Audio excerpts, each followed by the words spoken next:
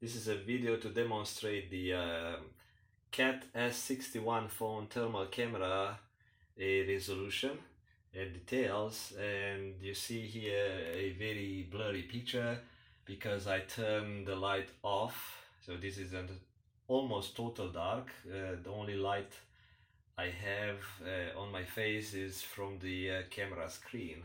So if I turn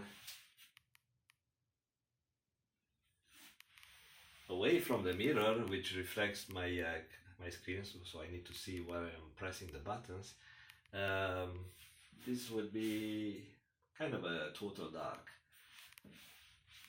So you would recognize some temperature. I set the color palette from 15 Celsius degree to 38 Celsius degrees because that's kind of a temperature range of objects in this environment. And as you can see, it's not much of a detail. So you cannot recognize how many teeth I do have, right? You can kind of see my two eyes, so one eye here, one eye here. I can see my nose, but you can't recognize much of the features. So that's my my skin, my fingers, which are kind of a colder. That's me. I'm just a bit of a cold type of person, temperature wise. And yeah, again, there's no details on the image. But let me turn one light on. So this is maybe about 60 watts bulb. Turn it off, and now I have a side lighting which is about 100 watts. It's not a heat lamp, but looks like a heat lamp.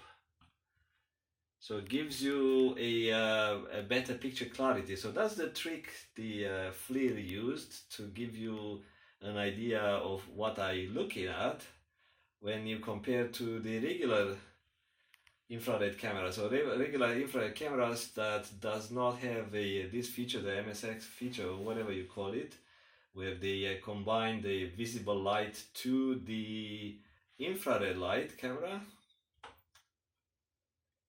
would look kind of like that, especially when they are a very low resolution.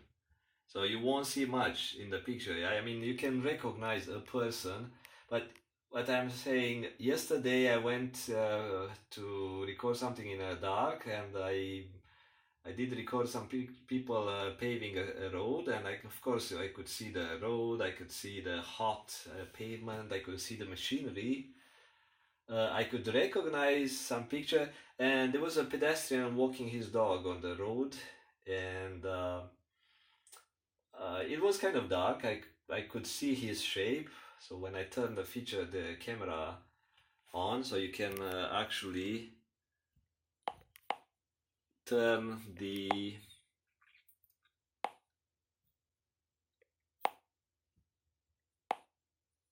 so right now I'm in the dark, I can't see, so but it's actually visible light,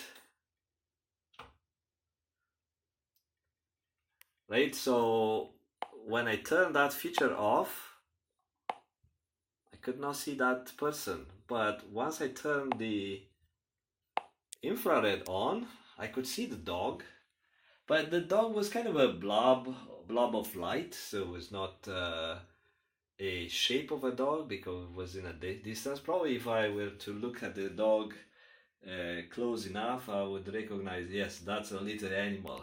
But this thermal camera in the phone, it's cool if you want to do some sort of a quick inspections and stuff like that, but it does not give you a nice clear image that gives you detail. Let's say if you want to do a project that want to show some broken pipes or something like that, you will see some sort of a blurry lines on the screen. So it's not really a camera to do professional jobs. It's more like a, you know, I want to identify stuff behind of a wall, or a wire or something like that, a wire that's heating up.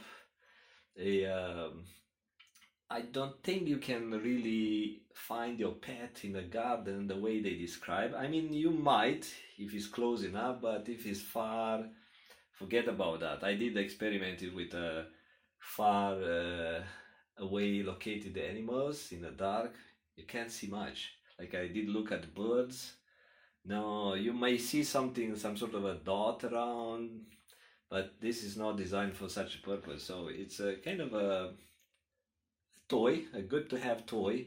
And if I want to talk about the laser measurement tool, if I want to measure stuff with accuracy, yeah, I rather use a different type of laser measuring tool, or even a measuring tape. So it's a good phone, but I would not pay again to buy another one like that for the same price. If it comes down to $600, maybe yes. Okay, you take care. Bye bye.